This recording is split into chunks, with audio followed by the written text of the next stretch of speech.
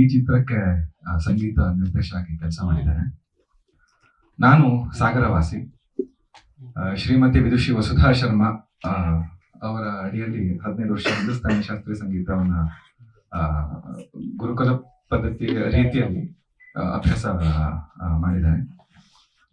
ಒಂದು 2-3 ವರ್ಷಗಳಿಂದ ನಾನು ಈ ಮ್ಯೂಸಿಕ್ ಪ್ರೊಡಕ್ಷನ್ ಕಡೆ ಜಾಸ್ತಿ ಕೆಲಸ ಆಸಕ್ತಿ ಬಂತು. ಹಾಗೆ ಪೃಥ್ವಿರಾಜ್ ಸರ್ ಅವ್ರ ಕಡೆಯಿಂದ ವಿಕಲ್ಪದ ಅವಕಾಶ ಕೂಡ ಬಂತು. ನಾನು ಇದರ ಅನುಭವವನ್ನು ಹೇಳಬೇಕು. ಅದಕ್ಕಿಂತ ಮೊದಲು ನಿರ್ದೇಶಕರ ಅವ್ರದ್ದೊಂದು ಮೆಂಟಾಲಿಟಿ ನಾನು ನಿಮ್ಗೆ ಹೇಳಲಿಕ್ಕೆ ಇಷ್ಟಪಡ್ತೇನೆ. ಫಸ್ಟ್ ಒಬ್ಬ ವ್ಯಕ್ತಿಗೆ ಒಂದು ಥಾಟ್, ಒಂದು ಯೋಚನೆ ಬರೋದು ಇಂಪಾರ್ಟೆಂಟ್, ಒಂದು ಐಡಿಯಾ ಬರೋದು ಇಂಪಾರ್ಟೆಂಟ್. ನಂತರ ಆ ಐಡಿಯಾ ಇದ್ದಿತ್ತು ಹೇಗೆ ಹೇಳಬಹುದು ಅಥವಾ ಅದರ ಒಂದು ಕ್ಲಿಯರ್ ಪಿಕ್ಚರ್ ಬರೋದು ಅದರ ನೆಕ್ಸ್ಟ್. ಆದ್ರೆ ಅದ್ರ ನಂತರದಲ್ಲಿ ಬೇಕಾಗೋದು ತಲೆಗೆ ಏನ್ ಐಡಿಯಾ ಬಂದಿದೆ, ಅದು ಯಾವ ಲೈನಲ್ಲಿ ಇದೆ, ಅದನ್ನ ಸರಿಯಾದ ಪದಗಳನ್ನು ಬಳಸಿ ಹೇಳೋದು. ವಾಸ್ತವದಲ್ಲಿ ಸಂಗೀತ ನಿರ್ದೇಶಕ ಹೌದು ನಾನು ಕಂಪೋಸರ್ ಜೊತೆಯಲ್ಲಿ ಏನಾಗ್ತೇನೆ ಅಂದ್ರೆ ಸೌಂಡ್ ವಿಚಾರದಲ್ಲಿ ಆಡಿಯನ್ಸ್ ಮತ್ತು ನಿರ್ದೇಶಕರ ಟ್ರಾನ್ಸ್ಲೇಟರ್ ಆಗಿರ್ತೇನೆ. ಆ ಟ್ರಾನ್ಸ್ಲೇಟರ್ ಆಗಿರುವಂತಹ ಸಂದರ್ಭದಲ್ಲಿ ನಂಗೇನ್ ಬೇಕು ಅಂತಂದ್ರೆ ಅವರು ಆ ಐಡಿಯಾಗಳನ್ನ ಕ್ಲಿಯರ್ ಆಗಿ ಅವ್ರ ವರ್ಡ್ಸ್ ಅಲ್ಲಿ ಹೇಳಿದವಾಗ ಮಾತ್ರ ನನಗೇನಾದ್ರೂ ಒಂದು ಎಕ್ಸಿಕ್ಯೂಟ್ ಮಾಡ್ಲಿಕ್ಕಾಗ್ಲಿ ಇತ್ಯಾದಿಗಳು ಆಗತ್ತೆ. ಅವರ ಆ ಇಂಟೆಲಿಜೆನ್ಸ್ ಅನ್ನು ನಾನು ತುಂಬಾ ಗಮನಿಸಿದ್ದೇನೆ ಒಂದು. ಹಾಗೂ ಈ ಚಿತ್ರದ ಅನುಭವ ನಂಗೆ ತುಂಬಾ ಅನುಭವ ಕೊಟ್ಟಿದೆ. ನನ್ನ ಮೊದಲನೇ ಚಿತ್ರ ಎಲ್ಲದೂ ಮೊದಲನೇದಾಗಿ ಮೊದಲನೇ ಪ್ರೆಸ್ ಮೀಟ್ ಅಲ್ಲ, ಮೊದಲನೇ ಚಿತ್ರ ಆದ್ಮೇಲೆ ಇಟ್ಸ್ ಆಬ್ವಿಯಸ್ ಮೊದಲನೇ ಪ್ರೆಸ್ ಮೀಟ್ ಅನ್ನೋದು ಹೌದು. ಹಾಗೆ ನಾವು ಕಂಪೋಸ್ ಮಾಡುವ ಸಂದರ್ಭದಲ್ಲಿ ಸುಮಾರು ಕಡೆ ಕಂಪೋಸ್ ಮಾಡಿದ್ವಿ. ನಮ್ಮ ಮನೇಲಿ ಕಂಪೋಸ್ ಆಗಿದೆ. ಒಂದ್ ಹಾಡುಗಳಂತೂ ಕಾರಲ್ಲೇ ಹೋಗ್ತಾ ಕಂಪೋಸ್ ಆಗಿದೆ. ನಂತರದಲ್ಲಿ ಇವ್ರು ಲಿರಿಸಿಸ್ಟ್ ಕೌಂಡಿನ್ಯ ಶರ್ಮಾ ಅಂತ ಅವ್ರ ಮನೇಲಿ ಸುಮಾರು ಹಾಡುಗಳು ಕಂಪೋಸ್ ಆಗಿದೆ. ಅದೊಂಥರ ಅವ್ರು ಹೇಳ್ತಾರೆ ಉಸಿರಾಡಕ್ಕೋಸ್ಕರ ಆಗಾಗ ಅವ್ರ ಮನೆಗೆ ಹೋಗ್ತಾ ಇರ್ಬೇಕು ಅಂತ. ಆ ಕಂಪೋಸಿಷನ್ ಹುಟ್ಟಿದಂತಹ ಆ ಸ್ಥಳ ಆಗ್ಲಿ ಅಥವಾ ಆ ಅನುಭವ ಆಗ್ಲಿ ಅದು ಬಾಯಲ್ಲಿ ಹೇಳಕ್ ಬರೋದಿಲ್ಲ. ತುಂಬಾ ಒಳ್ಳೆ ಅನುಭವ ಸಿಕ್ಕಿದೆ. ಹಾಗೂ ಇದು ಚಾಲೆಂಜಿಂಗ್. ಒಂದು ನಾವು ವೋಕಲಿಸ್ಟ್ ಅದಕ್ಕಾಗಿ ನಾವು ಶಾಸ್ತ್ರೀಯ ಸಂಗೀತ ಅಂತಲ್ಲ, ಸಂಗೀತದಲ್ಲಿ ಸಾಧಾರಣ 12 ಸ್ವರಗಳಲ್ಲಿ ನಾವು ಯೋಚನೆ ಮಾಡ್ತಿರ್ತೇವೆ.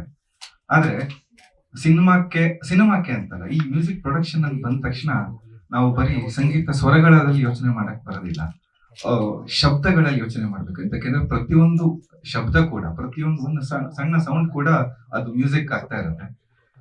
ಆ ರೀತಿಯ ಆಲೋಚನೆಗಳು ಇನ್ಫ್ಯಾಕ್ಟ್ ಈ ಟೀಮ್ ನಂಗೆ ಎನೇಬಲ್ ಮಾಡ್ತು ಆ ರೀತಿ ಯೋಚನೆ ಮಾಡ್ಲಿಕ್ಕೆ. ನನ್ನ ಮೊದಲನೇ ಚಿತ್ರ ಆಗಿತ್ತು ಕೂಡ. ಮೊದಲನೇ ಚಿತ್ರ ಅದಕ್ಕಾಗಿ ಒಂದಿಷ್ಟು ಚಾಲೆಂಜ್ಗಳು ಇರುತ್ತೆ. ಪೃಥ್ವಿ ಸರ್ ಆಗಿರ್ಬೋದು, ಮಿಥುನ್ ಅವರಾಗಿರ್ಬೋದು, ಅವರ ಸಪೋರ್ಟ್ ಅದು ತುಂಬಾ ನಮ್ಗೆ ಹೇಳಕ್ಕೆ ಪದಗಳಿಲ್ಲ. ಹಾಗೂ ಕೌಂಡಿನ್ಯ ಅವರ ಸಾಹಿತ್ಯದ ಪ್ರತಿಭೆ ಇರ್ಬೋದು.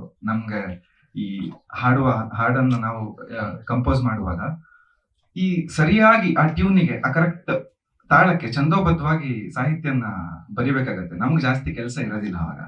ಅವರು ತನನನ ತಾನ ಹೀಗೆ ಕೊಟ್ಟಿದ್ದೆ. ನಾನು ಏನ್ ಬರಿಬೋದು, 14 ಅಕ್ಷರ ಇದೆ, ಬರೆದ್ರು ಅದಕ್ಕೆ ಕೂಡ ಸಾಹಿತ್ಯ. 14 ಅಕ್ಷರ ಬೇಕು ಅಂದ್ರೆ 14 ಅಕ್ಷರ, 12 ಅಕ್ಷರ ಅಂದ್ರೆ 12 ಅಕ್ಷರ. ಅಂದ್ರೆ ಅದು ಛಂದೋಬದ್ಧವಾಗಿ ಬರೆಯೋದು ಅಷ್ಟು ಸುಲಭ ಅಲ್ಲ. ಅದಕ್ಕೆ ಸಾಹಿತ್ಯದ ಸಪೋರ್ಟ್ ಇದೆ ಕೌಂಡಿನ್ಯ ಶರ್ಮಾ ಅವ್ರದ್ದು. ಹಾಗೆ ಸಿದ್ಧಾರ್ಥ್ ಬೆಳ್ಮಣ್ಣು ಅವರಾಗಿರ್ಬೋದು, ಅವರು ಸ್ಟುಡಿಯೋದಲ್ಲಿ ನಮಗ್ ಕೊಟ್ಟಂತ ಸಪೋರ್ಟ್, ಶ್ರೀರಂಜನಿ ಅವರು, ಇಂಚರ ಅವರು, ಗಿರೀಶ್ ಅವರು, ಹಾಗೂ 89 ವರ್ಷದ ಮಾಸ್ತಿಯಮ್ಮ ಅವರು ಹಾಡಿದ್ದಾರೆ ಈ ಸಿನಿಮಾಕ್ಕೆ. ಇಷ್ಟನ್ನ ಹೇಳಕ್ಕೆ ಇಷ್ಟಪಡ್ತೇನೆ. ಧನ್ಯವಾದ. ಒಟ್ಟು 6 ಹಾಡಿದೆ, 9 ಹಾಡು ಒಟ್ಟು BGM ಅಲ್ಲಿ ಬರುವಂತ ಧ್ವನಿಗಳನ್ನು ಸೇರಿಸಿ 9 ಹಾಡು. 3 ಬಿಟ್ಸ್ ಇದೆ, 1.5 minutes ಜಾನ್ರ ಅಂತಾನ, ಮಿಕ್ಸೆಡ್ ಜಾನ್ರ ಇದು. ಅಂದ್ರೆ ಹಿಂಗಿದ್ ಒಂದ್ ಪ್ಯಾಟರ್ನ್ ಅಂತ ಹೇಳಕ್ ಬರೋದಿಲ್ಲ. ಒಂದು ಶಾಸ್ತ್ರೀಯವಾಗಿದೆ, ಇನ್ನೊಂದು ವೆರಿ ಅಪ್ಬೀಟ್ ಸಾಂಗ್ ಇದೆ, ಇನ್ನೊಂದು ಕಲ್ಟಿ ಆಗಿದೆ ಒಂದಷ್ಟು ಹಾಡುಗಳು.